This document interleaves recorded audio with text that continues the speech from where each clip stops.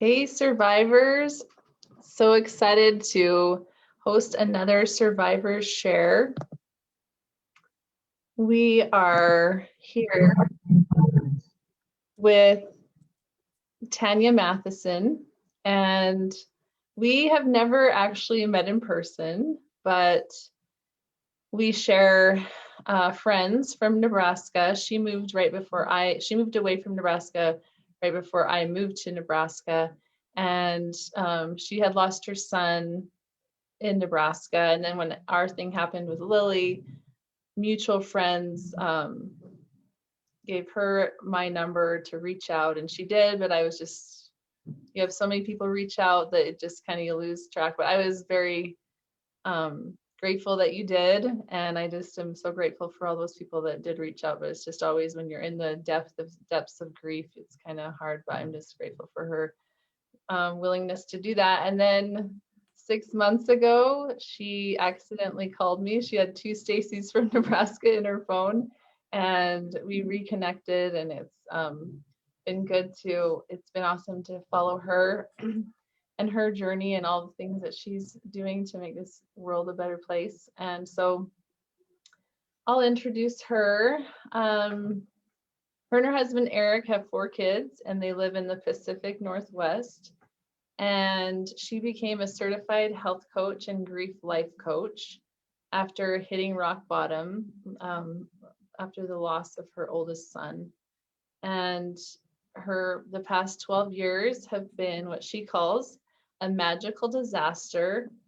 And she's honored to share with us ways that have helped her move forward and from feeling stuck in her grief of living in a life of grief. So we're so excited to have her, and I'll turn the time over to you to share your story.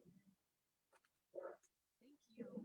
Thanks, Stacey. It was seriously such an awesome divine intervention that I randomly called you. So I appreciate the opportunity to share my tender story.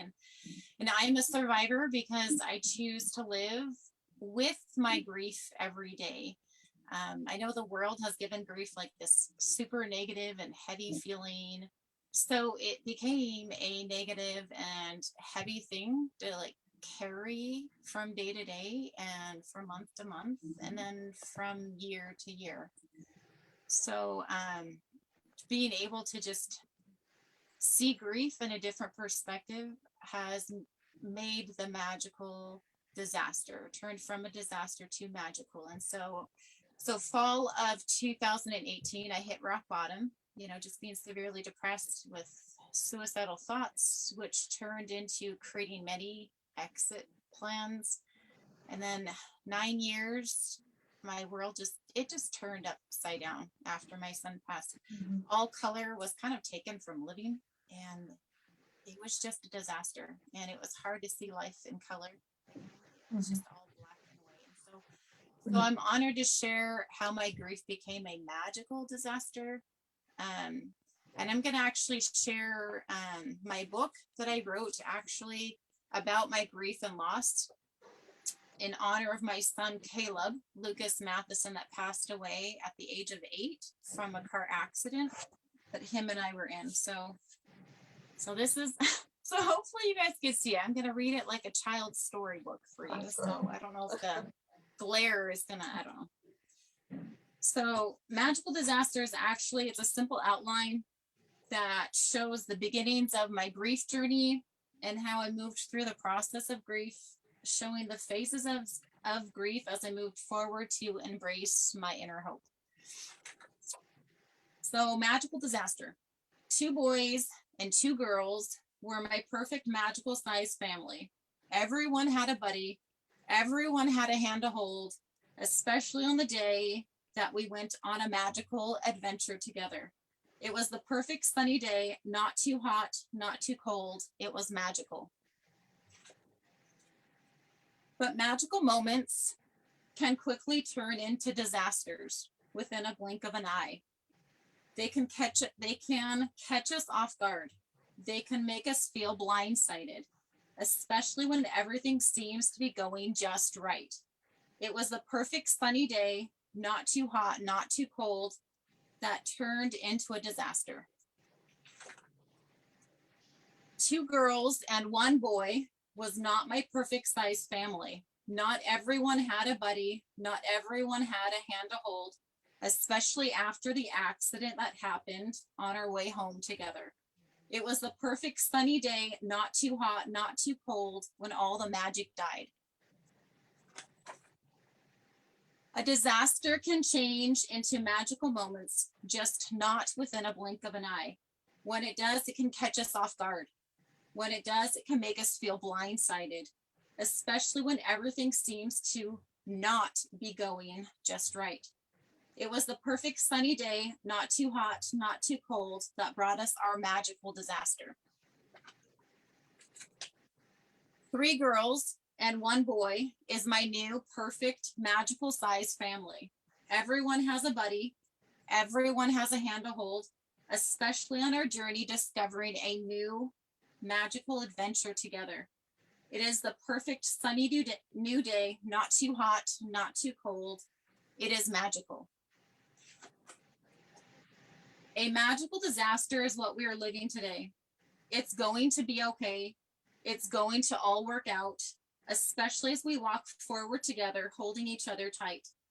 It's going to be a perfect sunny new day, not too hot, not too cold. This is our magical disaster. So this book's dedicated to my family, my new perfect magical sized family of 5 children, but a different variation of 4 kids. And so it also goes on to show different phases. There's 6 awareness steps, I call them, that's helped me to process my grief, that I actually took from my blog that I wrote to my son for 10 years. Every month on his angel anniversary, August 24th was when the accident happened, and they declared that he passed on August 25th. So every year, each month, like for 10 years, I'd write to him, and that's where the steps kind of came. Wow. And how I live by to like give me tools to help me to just keep moving towards healing, towards health, and towards creating just that inner hope, to keep embracing my grief instead of running and pushing my grief away. Well, Tonya, that was a beautiful book and story. I love the wording and everything. So good job on that. That's such a great thing to carry on his legacy for sure. So those steps that go after the magical disaster book, they just empower me on my personal journey. So, and service has been like a big process of my grief, embracing my grief by just bringing compassion to others and sharing the hope. So something that started simple at first was we collected teddy bears for a teddy bear drive a couple times and donated them to children's hospitals. And then we moved to service baskets, and we put together baskets of love and appreciation. We just gave them to friends and neighbors and church friends. And then we did butterfly releases, many butterfly releases to honor our son. And then I held a mental health and suicide prevention walk run event in my community before COVID, the year before COVID. And then this month, we're gonna like paint hope rocks for our community. And the goal is just to create like a hope garden throughout all the states for mental health and just suicide prevention. So I'd love all to participate with my family and I. Those that I feel called in to do that, just go on a walk, find a rock, paint it, and then just post your picture of your hope rock on our family page called Bring Compassion, Share the Hope. It's just an open Facebook group. And then just leave it somewhere in your community for someone who needs encouragement to find it. So that's what we're doing this month. Love that so much. That's really cool. And it just so happens September is the month of mental health awareness and suicide prevention. Wow. So what is your interest in that, I guess, the whole mental awareness, suicide prevention? Yeah, so every month every year around my son's angel anniversary, we try and do something in the community, something to just give back and show encouragement and love. So this year it's kind of smaller. Our family actually took a trip out for extra healing during this time back to Nebraska where the accident happened. So it kind of took away that time to really go bigger. So we're just gonna go in smaller, but allowing those that want to help all over to just do something simple from home and to help out your own communities where you live. Yeah. That's awesome. So can you tell us a little bit about that, your trip and that healing journey? Yes. It was actually really tender. My youngest daughter right now, she's 8. So she's the age of my oldest son, Caleb, that passed away. Yeah. And we were there on the specific day and at the specific time and at the specific place where the accident happened. And I actually brought some of my son's clothes that he wore from the accident and the shoes he wore. And I brought my shorts and the shoes I wore that have been sitting in a glass case for 12 years. And so I asked her beforehand, I said, her name's Kamora. I asked Kamora, would you be up for wearing your big brother's clothes from the accident so we can kind of recreate photos like as though it would be your big brother Caleb? And she said, yes, Mom, I'd love to do that. So she stood in her big brother's place and we have these pictures of me embracing her, but it looks exactly like her big brother Caleb. That is amazing. And so it was a very tender moment. But change happens when we reach out, you know, and miracles happen when we reach out. And, you know, just finding our way of healing, whether it's photography or art or, you know, just finding those healthy outlets to bring healing or health. Creating habits of health or just diving deeper with our inner hope happens when we reach out. So there's been several people that have helped me on my journey that it's hard to reach out when you feel like you're suffocating. You feel like people aren't going to care. They're going to really want to listen. And then you don't really have the emotional strength to talk. Because the feelings are so heavy, it's trying to put the words together. It almost seems impossible, but there's been several people that I finally got the strength to muscle up the courage to speak up and to reach out for help. And it's just been over 3 years, just these past 3 years. Wow. After 9 years of being lost, allowing my grief to control me, and thinking grief was a burden, to changing the perspective that grief is just deep love. And it helps you to see color. And it's okay to embrace it. But sometimes we have to have help to see the color with the grief. And so the first person that really helped me that I reached out to was my mental health counselor. Summer Sights. She was the first one I reached out to, and she's the one that helped me to see the possibilities of connecting my son, not just to grief, because grief was a negative thing at the time, but connecting my grief to love. Can I see my son with love? And just that small shift really changed in my mindset. To see from black and white and then to color. I can relate, and it's, you know, that burden of grief is so heavy. Like it is, it's something like you've never felt before. And then I remember, I don't even know, but someone said the same thing. I don't even know who did, but they said, you know, that pain and that grief is because you loved that hard. And so it's something that I don't want to feel like that heavy all the time, but it's something that you can say, okay, if it comes, then it's just a reminder, not that we need the reminder, but it's a physical like reminder that I love that I love my daughter so much, you know. That's really, really neat. And so I think that's why as moms or parents that have lost a child, like we're told, you know, let it go, move on. And the thing is like, but we love our child. So then we feel guilty for letting go of our grief. And it didn't make sense to me. And that's why I kind of felt like I was trapped, because why would I want to let go of my son? I love my son. Yeah. And so just kind of shifting that mindset, like, no, I'm not letting go. I'm letting go of the negative attachment to grief, and I'm connecting to love. So I embraced my grief. I love my grief so much. Like I'm never letting that go. It's such an honor. It's such a gift to love my son so deeply. Yeah. So it's just helpful to have friends to kind of help you to see with new perspectives that we may not have seen before if we don't reach out, if we don't allow ourselves to muscle a little bit of strength and courage to reach up. The next person after my mental health counselor, I reached out to an amazing friend, another person from Nebraska. She's a health coach. And I reached out to her, and she blessed me with the opportunity to move forward with that and just to create new habits of physical health. And then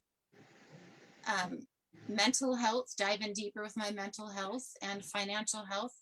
So it's part of like the 6 steps in my magical disaster, which I have to use daily to keep my mindset focused on the correct way to grieve with love. So I don't get sucked back to my old habits and old ways that don't serve me, don't serve my family, and doesn't serve my son Caleb. Like he knows he's got a special mission for me, our family. And so I just to keep myself more accountable on my journey, like that's when I decided I got to be a health coach. I got to be a coach to support other people with grief and loss. Like I'm not the only one that suffered with losing a child. And so me putting myself out there and allowing myself to be on this with you, Stacey, is so out of my comfort, but I feel so honored for the opportunity to share my heart. Love that. And I've watched you just on your page, just all of the goodness and the positivity that you send out is such a light. So I thank you for that. And so you said that there's 6 examples of daily tools that you use. And that was actually one of my questions. Would you mind sharing what those are? Yeah, I actually wasn't really prepared for it, but I can totally do it. So there's 6, like those that are really deeper into grief. They need more tangible, like let's focus on the grief, let's focus on the loss. That's helped you to get that perspective of kind of switching the thought process. It's not a negative thing, it's not a heavy thing, it's one of love. Let's embrace the love, but get rid of the negative. So the first one is just recognize that you're grieving. A lot of us don't even recognize we're grieving, and just recognize, be okay with just where you're at. If you're feeling mad, it's okay to be mad. You just lost someone you love. It's okay to cry. You're allowed to cry. It's okay to not want people around you. So just recognize that you're grieving. We all grieve differently, and it's totally fine. My husband and I gave completely opposites, and I thought I was doing it wrong.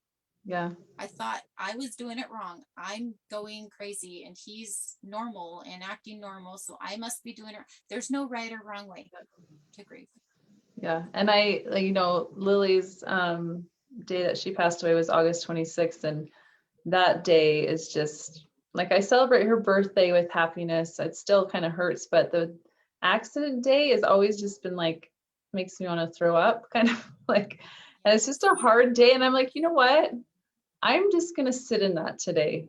Like the 26th was just a week or so ago. And, and I was like, it's okay to do that. And it was a hard day. It was, it changed our lives forever. And it was amazing how, like, I was going to go do some service, right? But I just didn't. And we tried to get our family together to do it that night, and it didn't happen. And before, I was always like, oh my gosh, I didn't do it, but this, this last time I was like, I had people serving me, and I just sat in it, and it felt like that's what I needed to do that day. Like, just give yourself freedom away from what you think you should do, on those days, I think, to what you just feel, what you're feeling, you know. I just thought that was,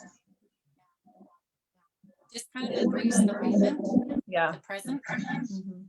because that's where we're at. Yeah. Yeah. I like that. So, and the second one is just find that healthy outlet. Yeah. So whether it's art, Yeah. or running, Yeah. or service, baskets, Yeah. just finding that right outlet for you, Mm-hmm. so it comes out in a healthy way instead Yeah, of so much anger. mm-hmm. That's been so important for me. Just like exercising, or like the service thing has been really good too, but also making cakes, you know, like that kind of has been hugely like been therapeutic for me. It's something I like to do before it happened, but it's come so far since, because I've really delved into it. And like it was something that Lily and I did together, and then I didn't think I could go back to it, you know, but because I was just like, okay, I'm just going to do it, it has blossomed into therapy, I guess. Or maybe, you know, because we usually, like a lot of us use food for a negative. It could be a positive thing. Finding a healthy Mhm. nutrition balance could be Yeah. you Mm-hmm. know, which brings more energy and mental clarity, and just taking the steps one at a time, you know. Yeah. What's the healthy outlet that you need to take right now? Is it mental? Is it physical? Like, where are you at? You know, I love so that. that's step one. Just bring awareness. Where are you at? Yeah. What do you want to create for yourself? You know, and then the third one is just allowing yourself to feel again. A lot of us kind of feel guilty Yeah. to let ourselves smile or laugh Mm-hmm. or enjoy being present. Very true. I don't know why, but for some reason we feel a lot of guilt around wanting to live Yeah. when we should be sad all the time. I just had a child pass away. I need to be sad all the time. Yeah. And that's okay to be like that at first, but if we stay numb to the world, if we stay numb to our feelings, it also keeps us numb from feeling Yeah. and healing and feeling our child nearby. I love that. And that's not helpful. We want to keep that connection open. So Mm-hmm. allowing ourselves to reach out for support, finding a health coach, finding a life coach, finding a friend, finding someone who will allow you to, you know, to open up, and it's a safe place, a safe environment to share. Because let's be honest, not everyone's a safe place, not everyone's a safe person to open up. So just knowing who those people are can Love help that. bring that, carry a little bit of that heartache, Mm-hmm. and maybe bring a fresh perspective that maybe something, you know, we might be needing, or Yeah. maybe not, maybe just to get it out. I don't know. Yeah. Sometimes you do. You just need to talk, right? Get Yes, it you out. just need to talk. Yes, but it's a That's good. safe person you share, so it's a safe place. Mm-hmm. So the step 4 is usually learning to live again. Mm-hmm. It's kind of like Definitely. we're, you know, like we all know how to ride bikes, but if you haven't been on a bike for a while, you're kind of dusty, and Mm-hmm. so you kind of like are a little rickety, and so it's kind of like getting back into life again. It can be a little rickety, it can be a little uncomfortable. You might feel like you're dusting off those books that you used to like, or dusting off the camera you used to take pictures from, or dusting off that old workout video, you know, just getting deeper into maybe it's something you used to like to do, or maybe they're new things Mm-hmm. that you want to pick up. Yeah, that's awesome. I just, So as you finding talk, that support group, yeah, or, you know.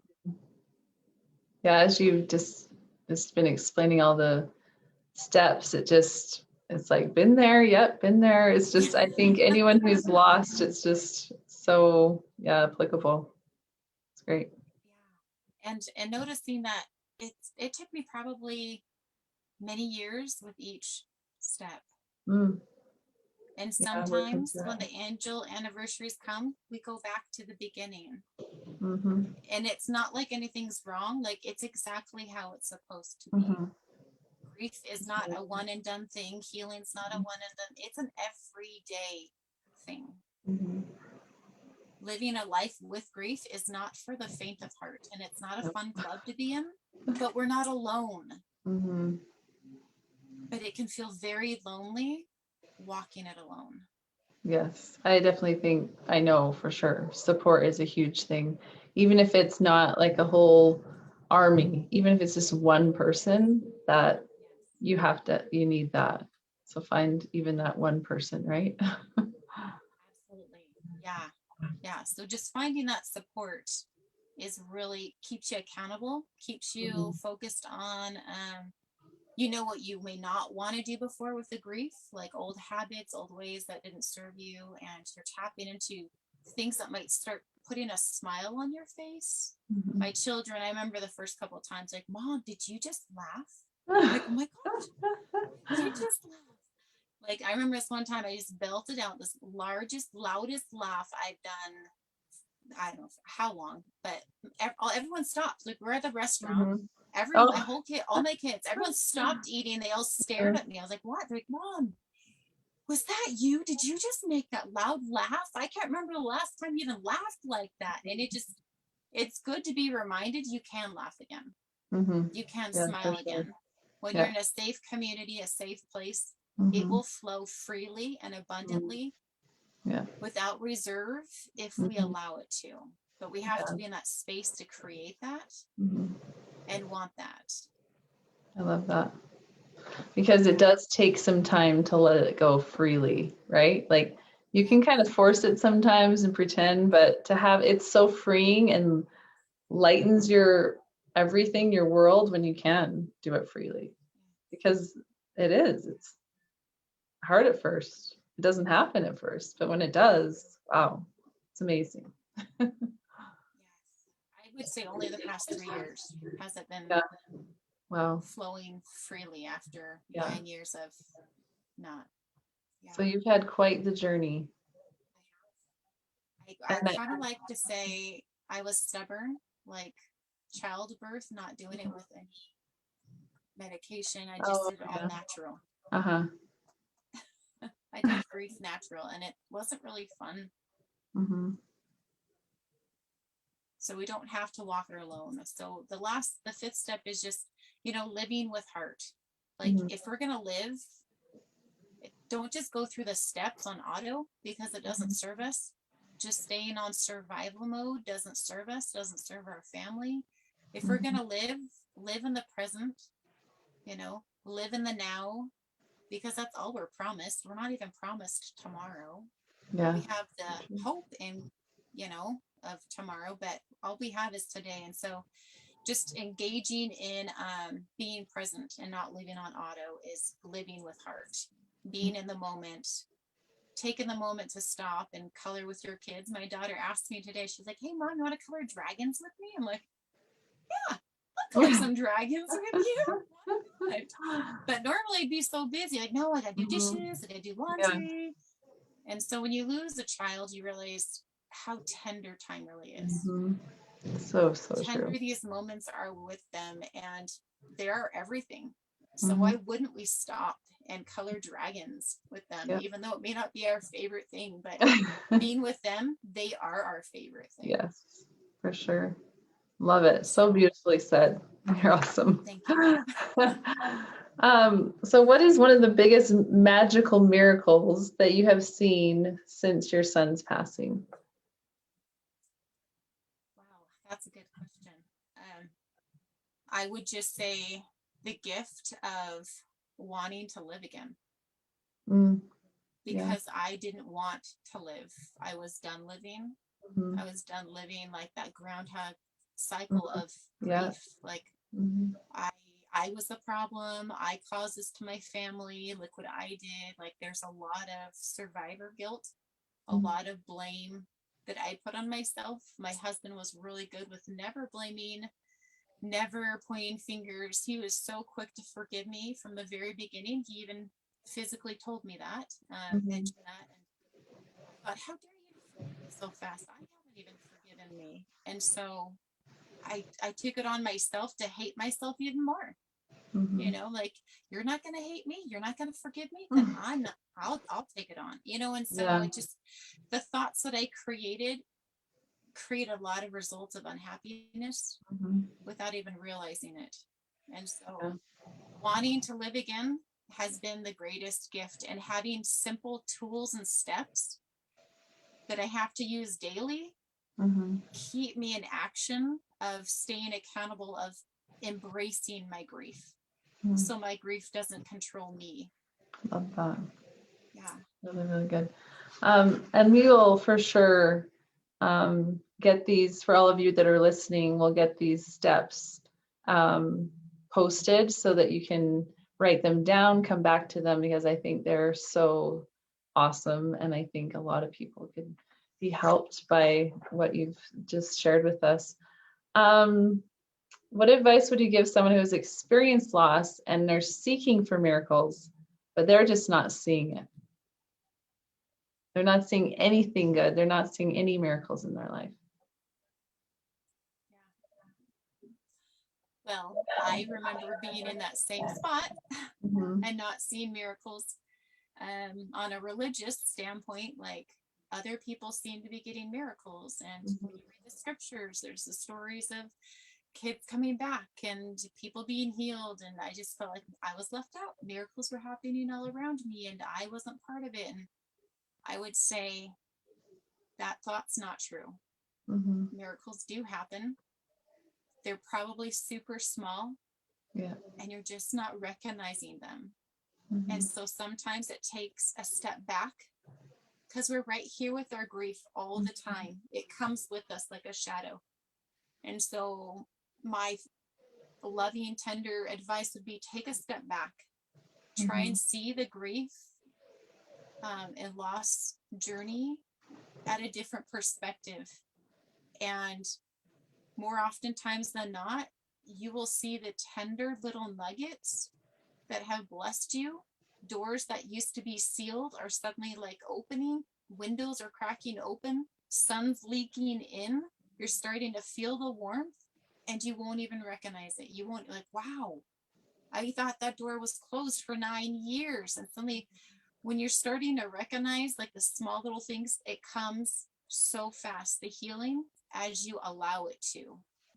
So that would be my suggestion. Really, really good.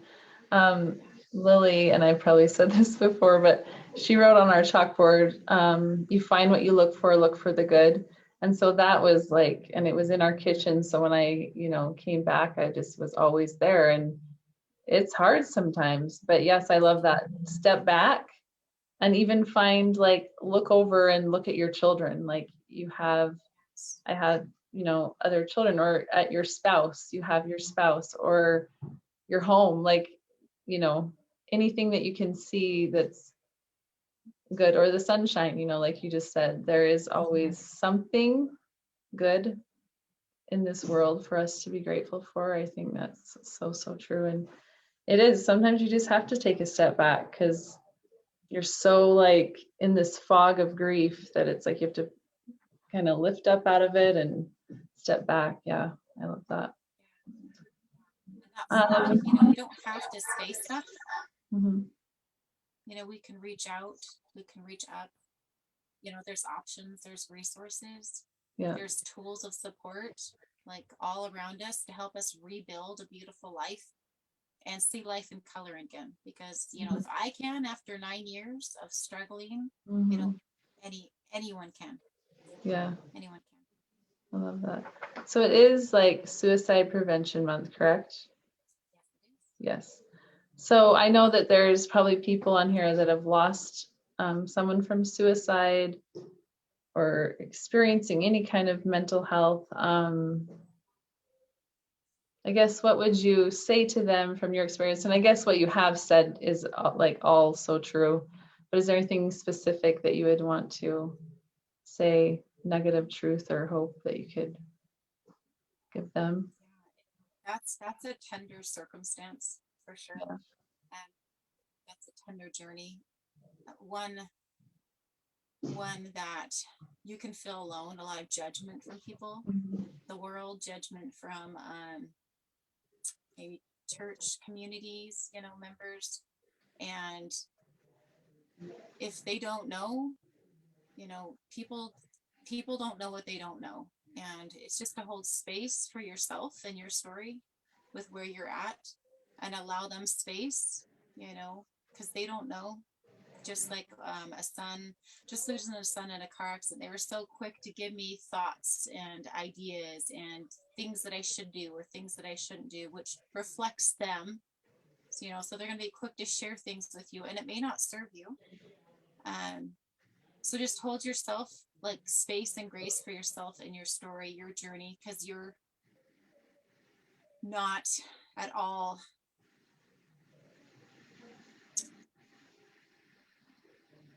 alone. Mhm. You're not alone. Mental health is real, and how important it is for us to reach out to each other. Mhm. But not everyone's going to be that safe place. Yeah. So find your tribe, find that safe security place, that community, whether it's a friend, mental health, a life coach, a mother, someone that if the burden feels heavy, you can go and just get that support. Mhm.